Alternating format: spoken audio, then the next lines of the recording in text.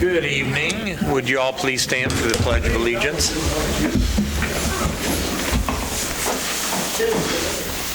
I pledge allegiance to the flag of the United States of America.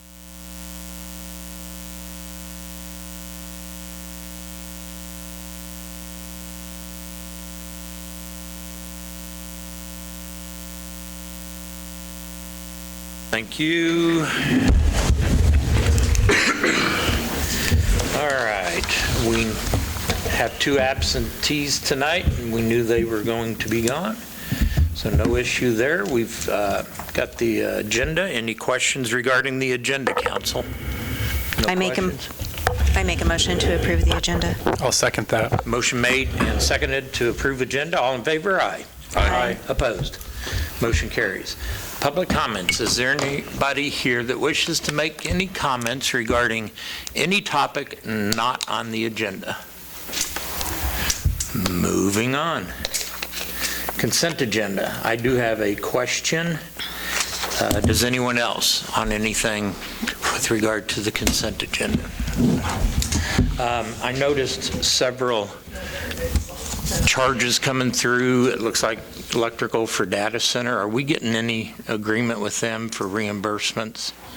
Bills are going right to them, too. The bills are going to We're them? getting it back, yeah. Okay. They paid for Yeah, they paid up front for a half of bunch it. of stuff. Paid for, well, that's about 60% of it they Yeah. paid for. And they'll pay, as soon as we're done, they'll pay the rest of it. Good deal. Okay, just wanted to make certain of that. And then just kind of a tongue-in-cheek question.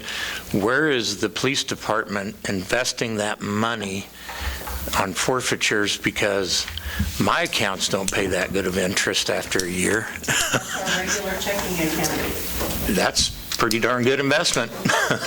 So, okay, I had no other questions. If there's no questions, can we get a motion to accept the consent agenda?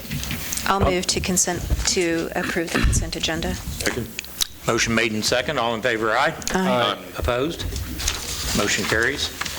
Roundtable, Thrive, Jessica Thompson. This will be the housing grant, I believe, first.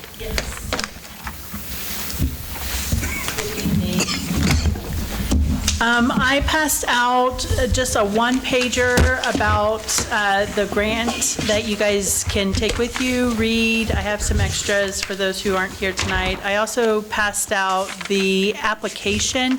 I know it says don't distribute until the 17th. Don't pay attention to that. You can pass those out. We just can't accept the applications until the 17th. So Thrive was awarded a $1.4 million grant from the Federal Home Loan Bank of Topeka to transform the local housing landscape. This funding is dedicated to renovating and rehabilitating about 50 homes across Allen County, including Iola. It's a multi-year initiative, which is scheduled to take place over the next 3.5 years. So we're not expecting to renovate 50 homes in a year. We're spreading that out. We are being very strategic in going to every community in the county to let them know about this opportunity, and our goal is to have representation from every community in Allen County on the project. I also want to mention that this grant wouldn't be possible without the assistance of Emprise Bank. They are the ones who partnered with us to apply for this grant, and they are the ones who submitted it on our behalf. And so without them, we would not have this money right now. Who qualifies for this grant? It's open to any household within Allen County, low and moderate income individuals, and so it's 80% of the average median income or below, which for a household of 1 to 4 people is approximately $65,000 or below. So this is actually opening up a lot more opportunities for renovations and rehabilitation for homes in Allen County. Our previous grants with like the USDA and Home Depot have been targeted for low-income individuals and veterans. And so this will be much broader. The other requirement is that the applicants have to own their home. So this isn't available to landlords, it's not available to apartment complexes, it's not available to renters. They have to own their home in order to apply for this grant opportunity. So some of the things that we will be able to do with this work is replace roofs, put on new siding, energy efficient appliances, weatherization, replacing old carpeting with LVP for homeowners who have mobility issues, installing zero-entry bathrooms for individuals with mobility issues, things like that. The minimum investment per home is going to be about $3,500, and the average investment is going to be about $23,000. So that's a significant investment in. That's for 50 homes? That's for 50 homes. Yeah. So that'll be, like I said, the average investment is about $23,000 per home. So we're looking at making a significant investment in the communities in Allen County.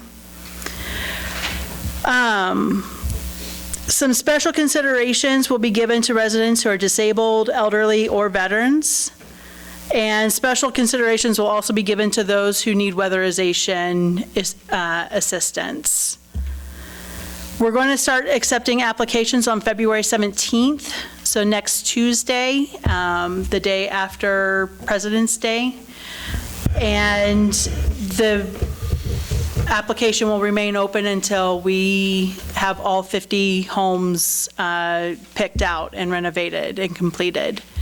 One thing to keep in mind is that this is not Thrive picking who will get to be, whose homes will get to be renovated. We have a committee of community residents who will sit in, look over those applications with all personal identifiable information removed, like names, addresses, things like that. So that way it's as anonymous as possible and as unbiased as possible. And so we are really looking forward to this grant. We really think that it's going to help revitalize communities, neighborhoods, whole areas. Even just one home in a neighborhood will help to lift up that whole neighborhood, I think. Are there any questions? I really appreciate you guys going after this. It is going to make a big difference. I mean, you're right. With one home on a block, typically sometimes get the others out to start a process on their own even. Yes. So that's really good. I'm sorry, what? Who will be doing the work? So we have contractors already lined up to do the work.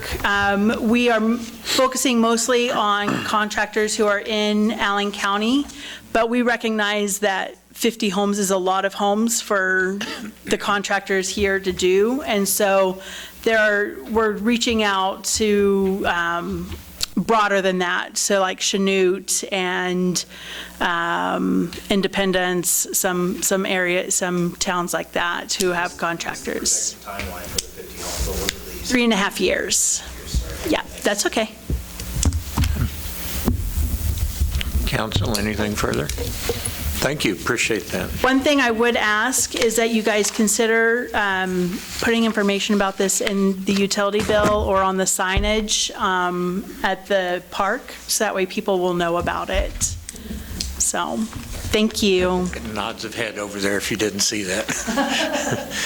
Thank you. All right, Thrive Allen County Grant, Diana Bowman. I say Diana is not going to be here. All they're asking for, Mayor, is a couple letters of support, and I will clarify. In your packet when I originally put it out, their request had two grants on it. One was a signs grant from Commerce. They've changed that. It's not going to be the signs grant now. It's going to be Rural Champions grant, which is the letter that I laid in front of you guys and emailed out to you because I got it late Friday or Thursday night. I don't remember which it was now, after the packet went out. The two grants are one for the trails and then one for the Rural Champions grant, and they're just asking for us to put together a letter of support for each of those grants. And if you direct Matt or I, or we can put it together and get it to the mayor for signatures, or Matt can sign it, however you want to do it. Council, no concerns? I'd say we support it. Looks like, yep. Sounds good. Thank you.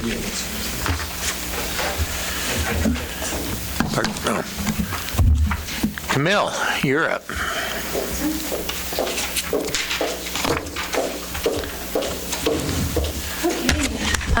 Good afternoon, good evening.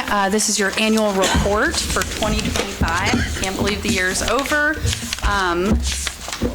I believe you have the annual report already in your packets. Is that correct? Or did you need me to provide? Beautiful. Okay, so I just wanted to go over these. I do have one additional piece that I'll be providing to you that I did not have prepared previously, which is just our strategic goals for the next 1 to 2 years. And I felt like this was a really good time to talk about 2026, 2027 as we're closing out 2025. So I have those with me to build upon from the annual report. So just at the very beginning, a lot of 2025 was about rebuilding the foundation for economic development. Obviously, anytime you bring a new leader into a position, you're going to see an intentional reset. And so that was really what those 6 months, I started with you in July, all the way through to December, which is where I'll be focusing a lot of this information from.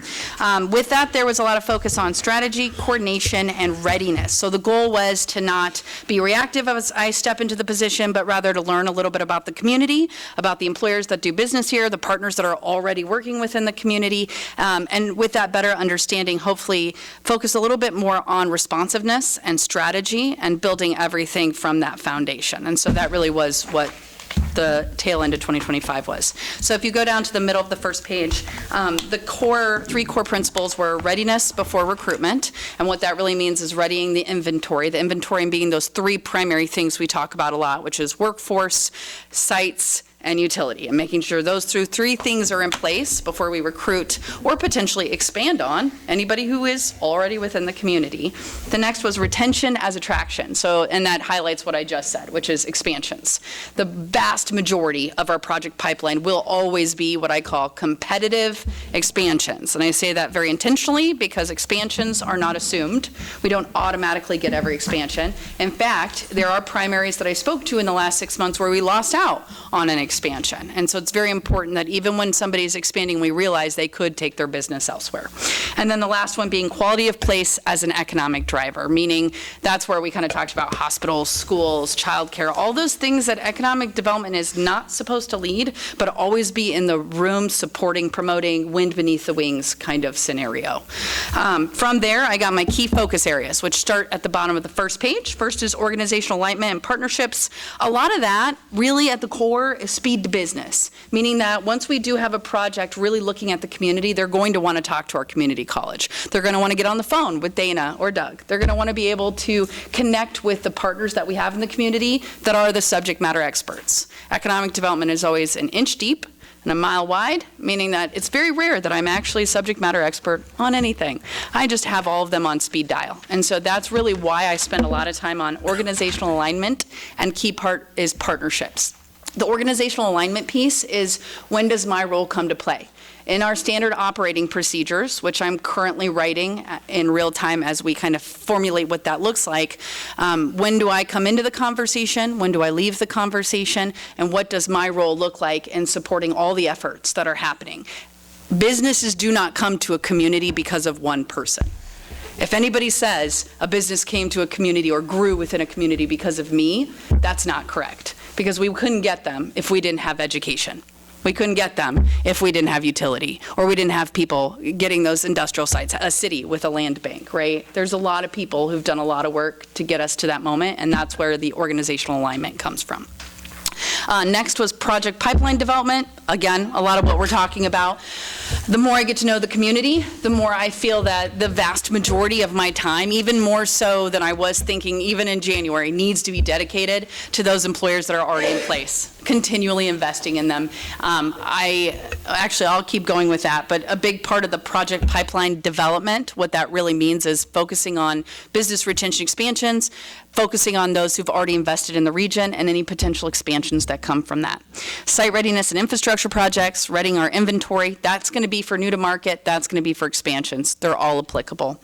Entrepreneur and small business projects, these are very, very important for us. These entrepreneurs oftentimes create some of the best businesses within our community. So one of our headquarters being Precision International, another headquarter when you're just talking Greater Allen County would be in BB&W. These are examples of entrepreneurs in our community, people who are growing businesses in our community, and how much we need to make sure that this is the kind of environment that they can create and we can mitigate that risk. And so when I talk about business retention expansion, I'm also talking about entrepreneurs and growing them within our own community. Workforce enabling projects. Man, workforce comes up constantly. I don't think I have to tell you that. That comes up in every single business retention expansion visit that I do, is we need more workers. Even after the job fair, I get a phone call saying, man, this is just, I'm still hiring even after the fact. And I wonder, what's happening here? Where am I losing out? And that means that needs to be one of my primary focuses. And it truly is. That's why we launched the Workforce Coalition this year. That's why we're having a whole lot of conversations right now about what it means to provide those supports into 2026. Moving down, site readiness and infrastructure strategy. I've kind of already talked to that, so I'll go to the next page. Wait, I don't think I've skipped things. And then small business and entrepreneur support. Let me make sure I'm not missing anything. With those, I really highlighted, again, partnerships. Small Business Development Center, Network Kansas, our chambers are huge. If you see a chamber leader, please give them a hug and tell them they're doing a great job, because they actually are, and they're on the front lines of a lot of this. It's my job to continually amplify the work that Kelly and I'll say Sarah, because she's the president of the board for Humboldt Chamber, but the work that they're doing is so integral, that connected nature. In my younger years, I was a case manager, and my most high-risk clients, or actually just in general the clients that I had, they always had multiple touch points, meaning that I was one of their case managers, School to Work Alliance program was one of their case managers, and then I would work with a third one who would come in. Those wraparound services allowed for those particular clients to see success. With our businesses, they need multiple touch points. I alone am not enough. The Small Business Development Center needs to be working with them, our chamber is going to be working with them, and I'm going to be working with them, so that no matter what that need looks like, they have someone to reach out to providing those kinds of supports. So that's really what this is speaking to. It's an aggressive approach to small business development and support. Okay, moving forward, workforce enabling priorities. If you go into the middle, here in 2025, what I wanted to really highlight here is that we have people in the community that are doing really great work, and actually I see that across the board. It's a lot more about making sure that I'm in the room supporting, endorsing, advocating, and filling in the gaps around them. And so those are the kinds of things, those are the kinds of conversations that are happening with this. One example I could go to would be the Small Business Development Center, and then we could also talk about housing. Thrive is currently leading the efforts on housing, but I'm constantly in the conversation with them about what kind of workforce housing are we seeing, and what isn't getting snatched up on our market and what is, so that as they're building out their plans, they at least have that voice in the corner of their ear saying, this is what industry is seeing. These are the things their talent, their workforce is telling us. On the Small Business Development Center, if you haven't heard, they've gone to 1 day a month. That was something Kelly shared with me recently. That was hard to hear because we want to have them in the community and we want to utilize them. When I met with them, they told me they were being underutilized, that they weren't getting a lot of meetings, weren't having a lot of, the people in the community weren't accessing them. So to me, that's just a disconnect. That's a disconnect from a resource into the community. So a lot of the conversations I'm having right now with the SBA is, we really would like to give us 1 more year. Come on back. In fact, I think we could use you in this community even more so. Another side of it is their jurisdiction is 12 to 13 counties for the Small Business Development Center. And I say that is a great highlight of, I can't imagine being one person serving 12 counties and how much time that person spends traveling versus actually doing the work that we would like to see them do. So these are the kinds of things that we're constantly zeroing in on and trying to find ways to understand what SBDC is looking at and how we can be in the room more frequently, have them more present frequently. Next page. Under studies, I have research, community engagement, key insights. So there've been a lot of hours spent sitting in the studies that you all commissioned, giving me some good data. The studies are old. From what I can tell, 2021 was the last one. That one launched in 2022. None of the recommendations were completed for those studies. So I have started knocking through those recommendations one by one, but as you can imagine, they're outdated. So one of the things that we did, as you'll see later in the report, is we were part of the Center of Rural Innovation, which selected 6 counties across 2 states. It's essentially, from what I can tell right now, a cluster analysis, a labor shed analysis, and a competitor analysis. So what that means for us is an updated study, hopefully at no cost. Don't know for sure, but that is the idea, which means that all of that data, all those recommendations, hopefully we can get a new form of them, get us more current information, a business case of what's going on with Allen County and why industry should consider us. That's very important for our elevator pitches. Just one other piece I wanted to add with that particular study. It's focused on innovation. So the idea being it's for primary businesses like a manufacturer, but innovation in tech is infused in the recommendations. So that, and the reason we want innovation in tech is higher wages, tax diversity, and then we can kind of lift the town with maybe just adding 20, 30, 40 jobs, but those higher wages provide a hopeful competitive increase for the general population as well. So one of the big accountability metrics for economic developers is having those high wages, hence the focus on tech and infusing it within, and what can we do in our own local ecosystem to elevate that. So hopefully that gives us some great stuff. I just wanted you to see some of the things I saw in those studies, which are briefly highlighted in here. A lot of small business closures, a lot of small businesses opening, which means we have a lot of grit. In fact, I wonder sometimes if some people have opened 2 or 3 businesses when I look at the numbers. But basically, businesses are opening as fast as they're closing. And so we're being inundated with opening, closing, opening, closing, opening, closing. But what we're not really necessarily seeing that often is a sustainment.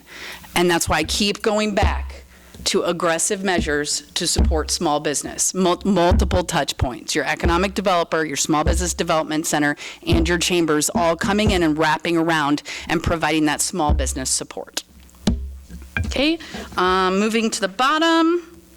We can go to the very back. I covered some of this under community and business engagement. That was essentially what I called my listening series, really connecting not just with industry, but with the community at large and other partners. Translating insights into action. You can see these are just a few of the things that we started rolling out at the end of 2025. The Workforce Coalition I mentioned, the Small Business and Entrepreneur Action Council was formulated and launched at the beginning of this year. And then moving down to the bottom of the page, a few other things that happened. Team Kansas is essentially Kansas State's new market attraction group. We went to a dinner with site selectors, really, and sold and talked about Allen County at that particular event. On the next page, you'll see that Commerce did a familiarization tour. That was a really great success, great tour. Nice to have them in the region. Statewide conferences and training. Kansas Economic Development Alliance. I went and learned about maker spaces and small business hubs because small business kept coming up, and I've never worked with small business before. And so it was very vital to me that I talked to people who knew what the heck they were doing when it came to small business. And so there was some investment in time and traveling and connection. Network Kansas and Allen E Community was a big funder behind that. I already talked about the Heartland Rural Innovators Initiative. That's that labor shed analysis and competitor analysis I highlighted. At the very bottom, I think you all know it, but we had a job fair. It's highly successful. Looks like we're probably going to have a job fair in 2026, but I'm still trying to tighten all the information that I have from it before I pull the trigger on that. And then with that, what I'd like to share with you is the next goals for the next 1 to 2 years. We got that. Yes. I actually have updated them. Is it okay that I share them? Okay. I didn't realize I included them. Thank you. So I've updated them for lots of different reasons, and actually they may be updated again based on your feedback. Thank you. Yes. One of the reasons was I had too many goals, so it was becoming a little bit wild for me to keep up with my Okay,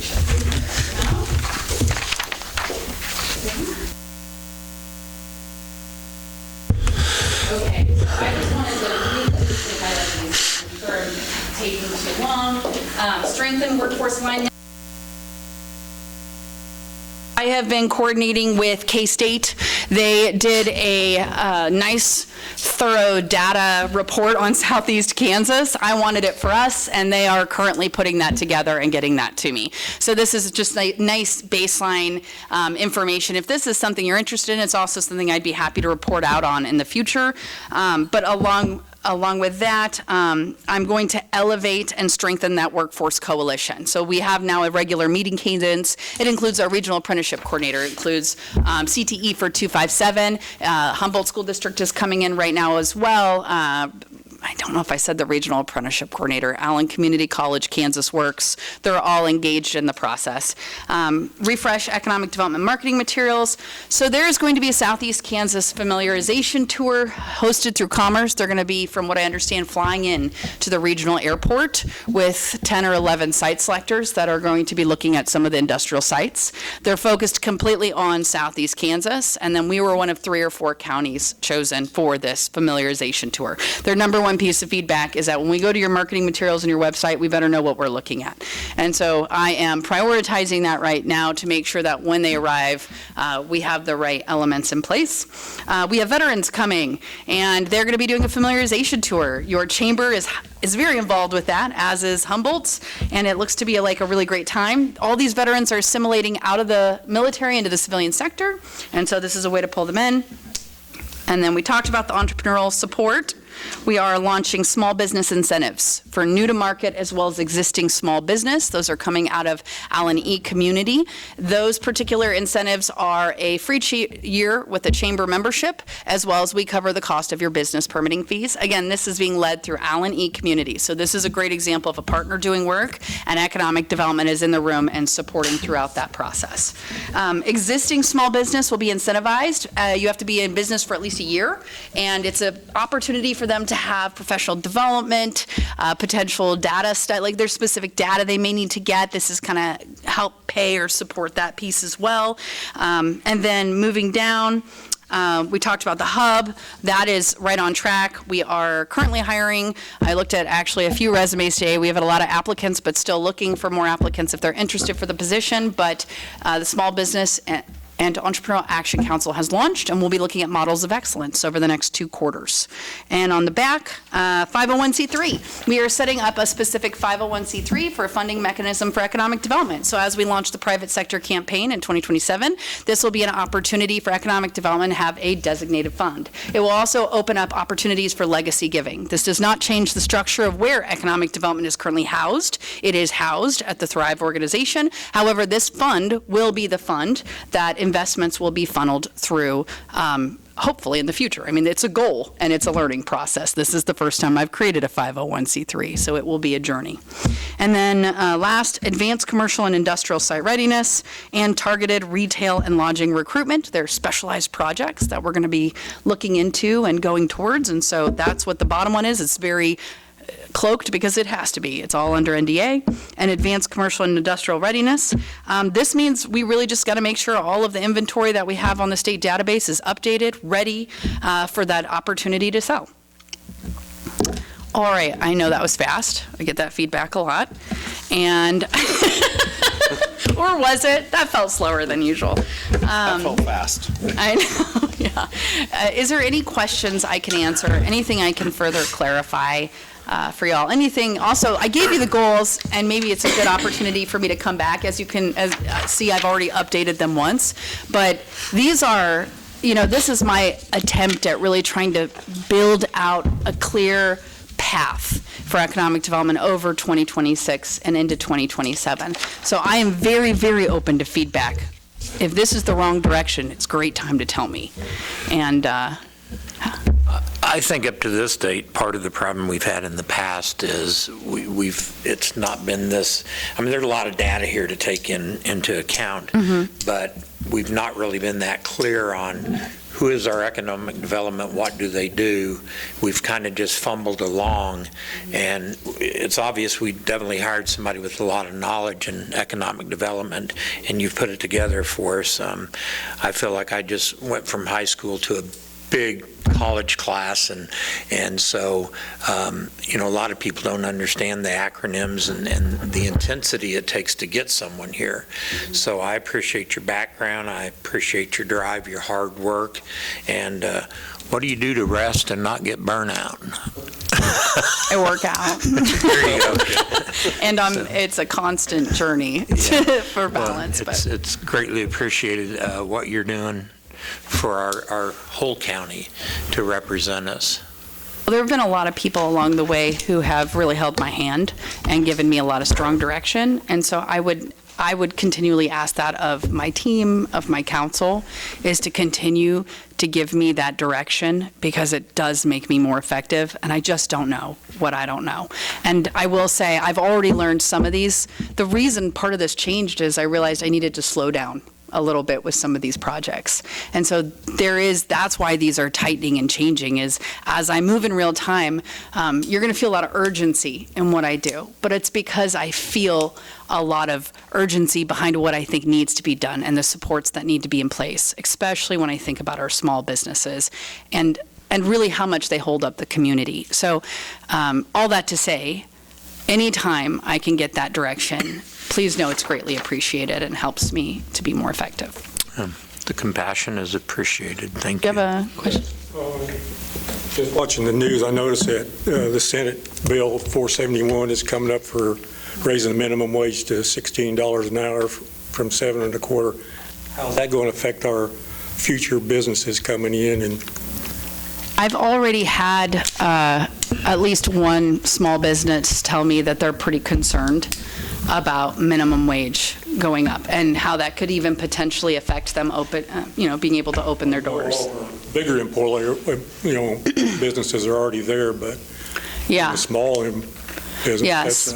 Yes, it's definitely been deeply impactful. It's so far, and a lot of times we tend to pause until something has happened. It's come up in one particular business retention expansion visit, and really, it is very possible that doors could close as a result of something like that. But the idea with a lot of this is right now, because we are at times playing catch up to support our small businesses, we find out about things when it's just too late to support them. And the idea is to have those conversations right now, and maybe even you bringing that up. With business retention expansions, we can be very intentional about the questions we ask. I have standard questions, and then you can say, this is a community concern. Can you start polling for this piece of information as well? So we could actually add that into some of the questions we ask so that we have a targeted list of specific companies or businesses that could be impacted by that. So just so you all know, it can be that organic when I'm doing these visits. The idea is that I visit as much as possible with every single company, small to large, across the community at least one time every year. And that would be a question that I will integrate into it. I won't go straight necessarily to the bill, but that way we can get ahead of those things as much as possible. The last thing we ever want is the scenario with the Moran Market, where we get in when their doors are already closed. I'm learning about it from the Iola Register.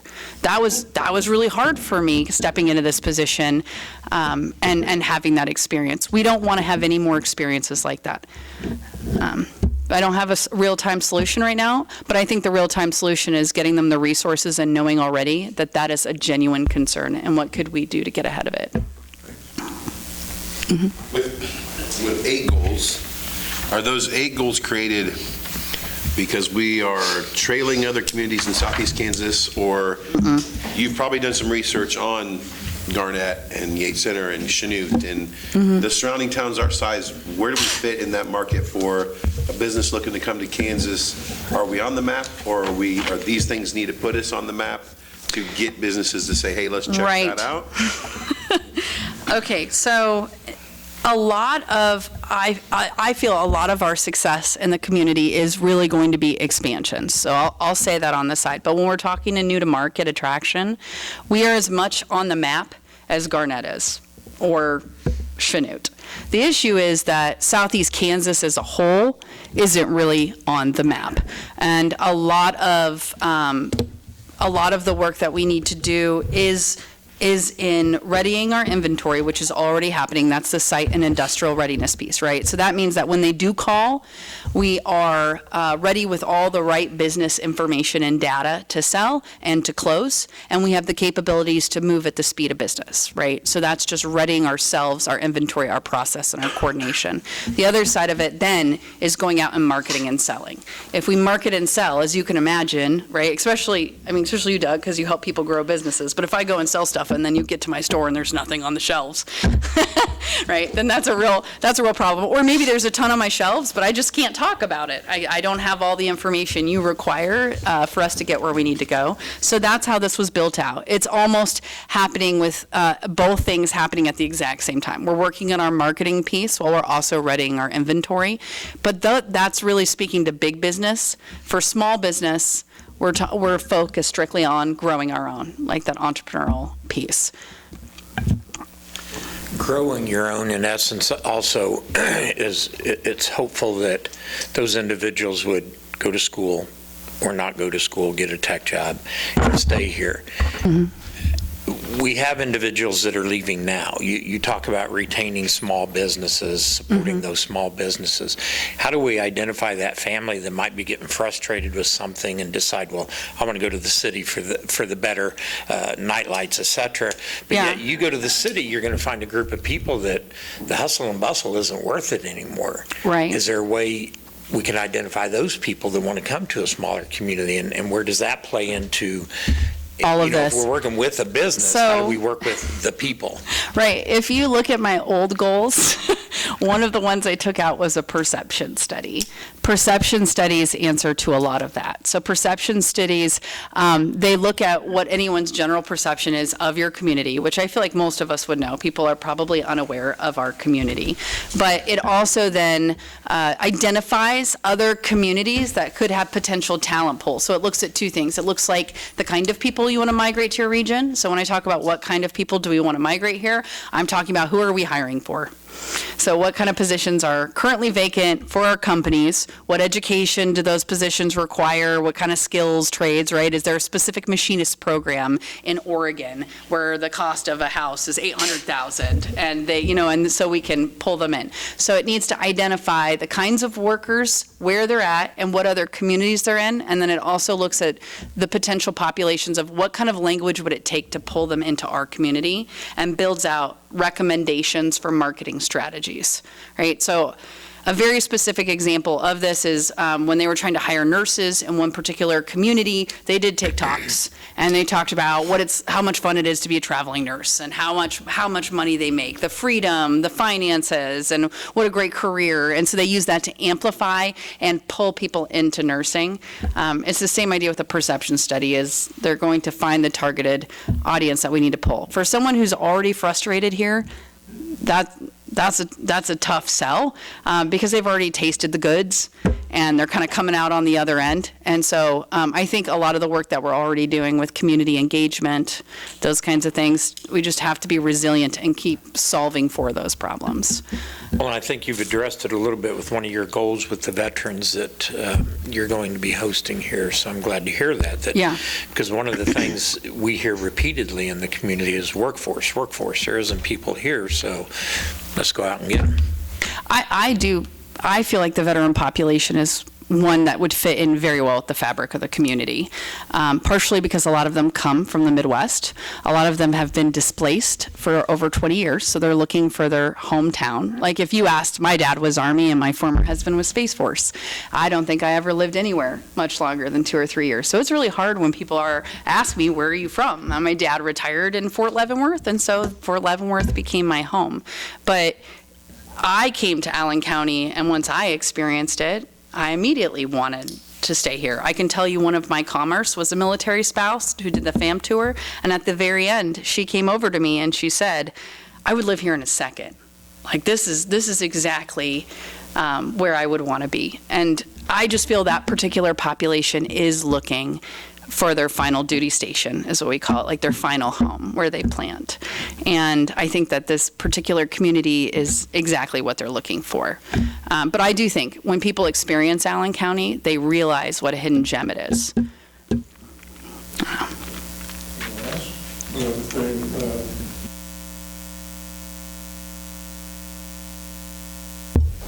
I was talking to my cousin who lives in Medicine Lodge over the weekend, and he was telling him that we were getting a data center here, a 10-acre. He says, yeah, we're getting one out here also. He's in Barber County, population 4,000 people in the whole county. He said, have you ever heard of Sharon, Kansas? I said, no. He said, 147 people. I said, oh. He said, we're getting a data center right outside Sharon. Putting it in. So he said, now we got to get infrastructure and everything to get them out here so it can come in that quick. How do you power that? But he said they bought up 4 sections of ground, 2,500 acres for future expansion. But they're starting out with a planned first phase, 165 acres data center. Nuclear power plant. All right. Any other questions? Appreciate your time. Thanks a bunch. Thank you. Okay. Moving on, unfinished business, we have the transient vendor license ordinance. Yeah, Mayor, it comes to you for final action.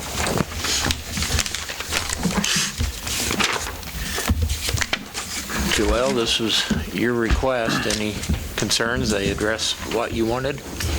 Yeah, they've all been addressed. Okay. And before it goes any further, if it does go to motion, I do have to abstain. Any questions? If not, can we get a motion to accept? I'll make a motion that we accept ordinance 3548. I will second that. Motion made and seconded. All in favor, aye? Aye. Opposed? Motion carries.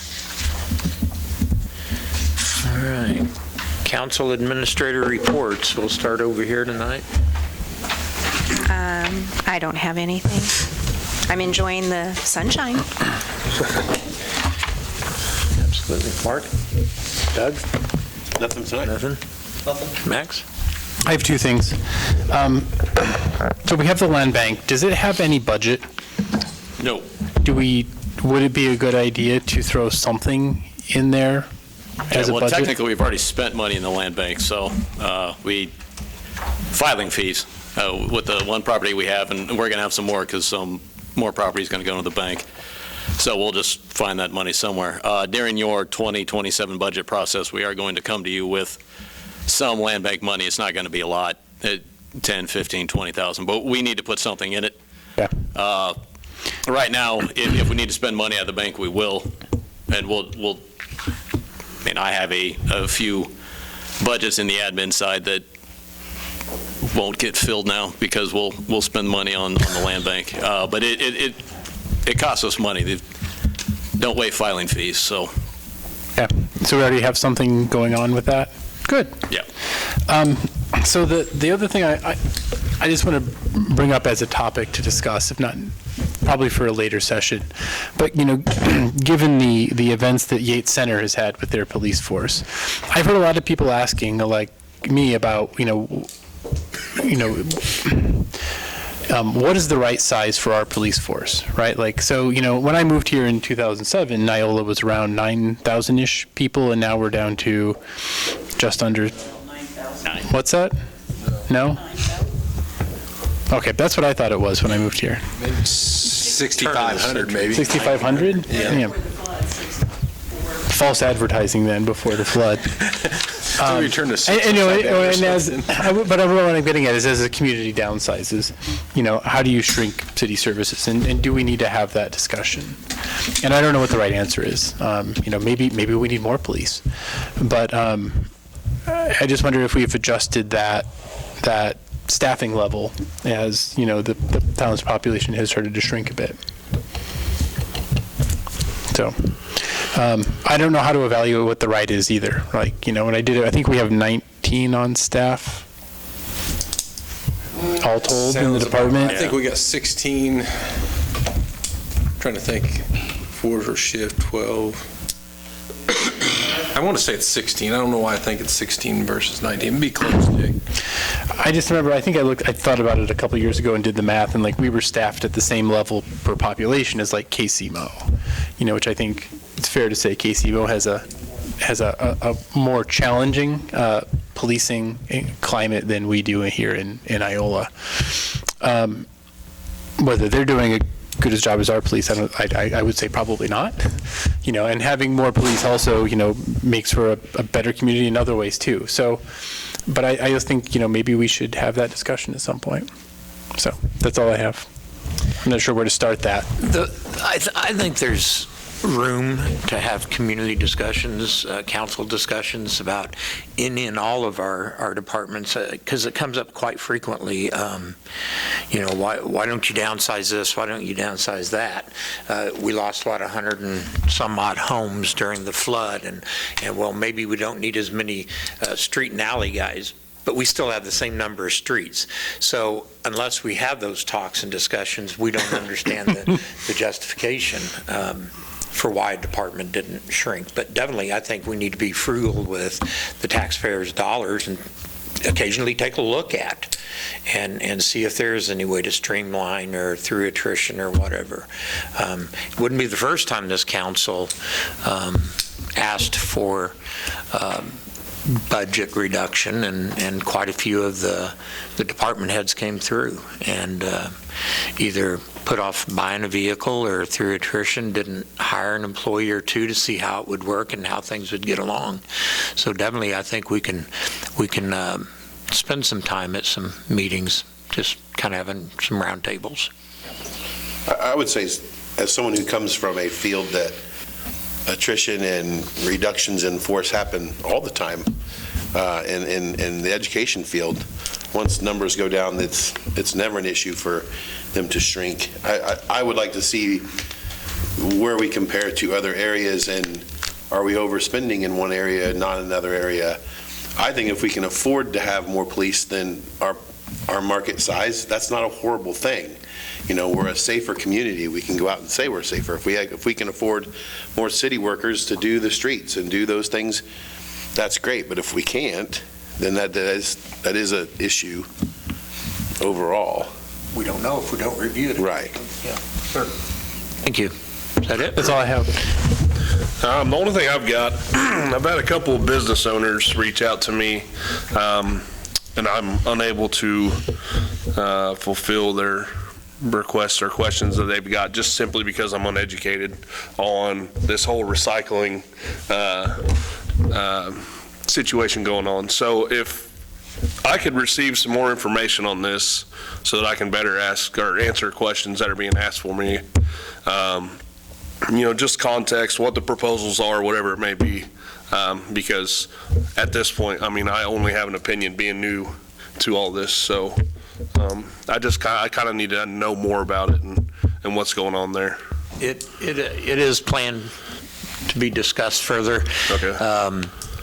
Was it in November, December? There was a vote of the council to create a full-time recycling position, but because of our budgetary process, we were already set and had the hearings for the 26 budget, so there's no funds to create the position and the program that the council voted on. So we do have to revisit that. So urgency really isn't here right now we're not in budget talks yet. So it's kind of in the air, but there is plans to have discussions and look at either doing something or nothing. Okay. And we'll adjust our position and status as we need. And Jeremiah, there have been multiple presentations about some kind of program here that I can get to you. It's all public record. Yeah, Let's go back and find it. All right. It's basically the same thing done 3 different times with minor tweaks. But what was submitted to the council, I'll get that to you. Okay. Thank you. Is that it? Yep. Okay. Corey, anything for us? I just wanted to give you a quick update on the water line project. They're starting to mobilize. The weather kind of slowed them down the last couple of weeks, but this week, from my understanding, they've got a pretty good pile of pipe and valves and you name it sitting out at the warehouse staged. They put a little staging area over here by the fitness court. That's why you see the rock over there just to the north of it. They won't do a lot over there. More than anything, it's going to be their traffic control materials and things like that that they need a little closer to the site. But I look for this week to start seeing some things take place, because Site Right is in town, our contractor, and hopefully that will be getting off the ground here pretty quick. And then I'd like to get our website updated with photos of you guys when we have a full council. I'll try and send an email out reminder to everybody at the, before the next meeting that we'll try and take a group photo as well as some individuals to update the, Robert can update our webpage with new photos. So I'll try and remember that at the next meeting. Corey, I have a question on the water line stuff. Because I think that happened before we got on council. The water line project that started, it went out to bid, and that was all donated from, that was all money from last year's budget that's paying for the water line now? Or is that like an estimate that's going to go in the big? No, it's a $4 million project that's in the piece that we talked about the financing at the last meeting.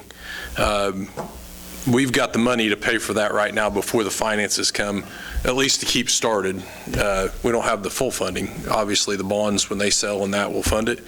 But it comes out of the Special Highway Fund. Fund 98, you'll hear me talk about Fund 98 when that comes around, all generated through Fund 96 sales tax. Our budget process, you'll get to learn a lot of that stuff, and we'll have some work sessions with you guys individually to help that along as well. Anything else? Yes, sir. All right, Matt? One thing, the Traveling Declaration of Independence,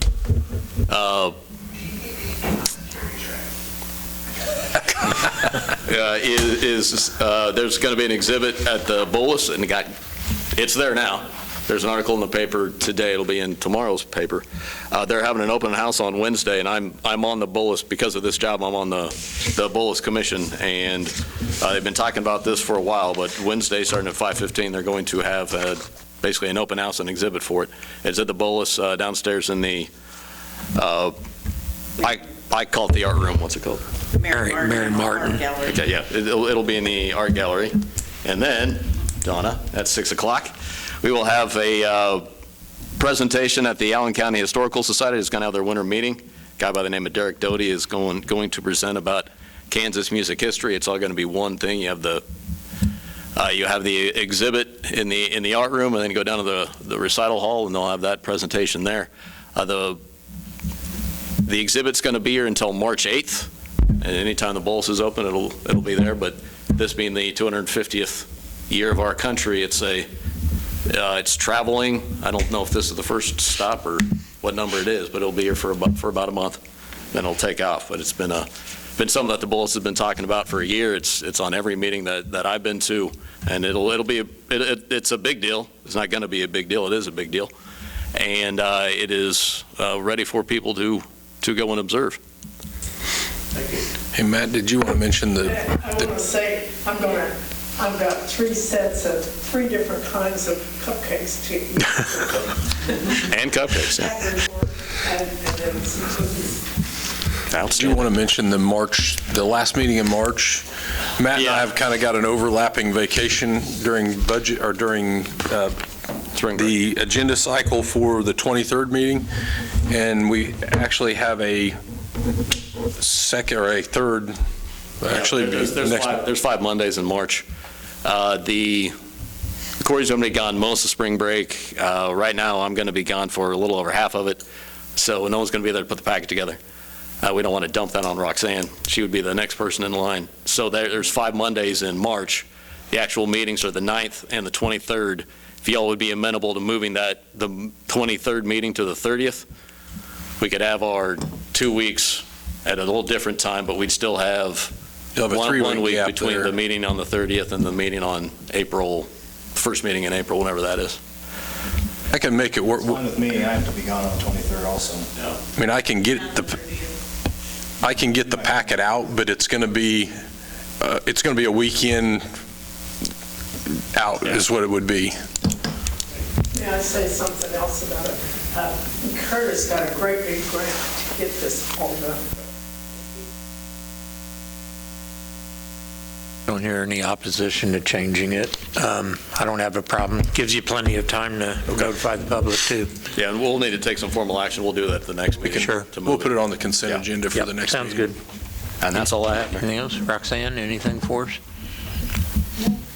All right. Can we get Adjourn. motion to adjourn and seconded? All in favor, aye? Aye. Opposed?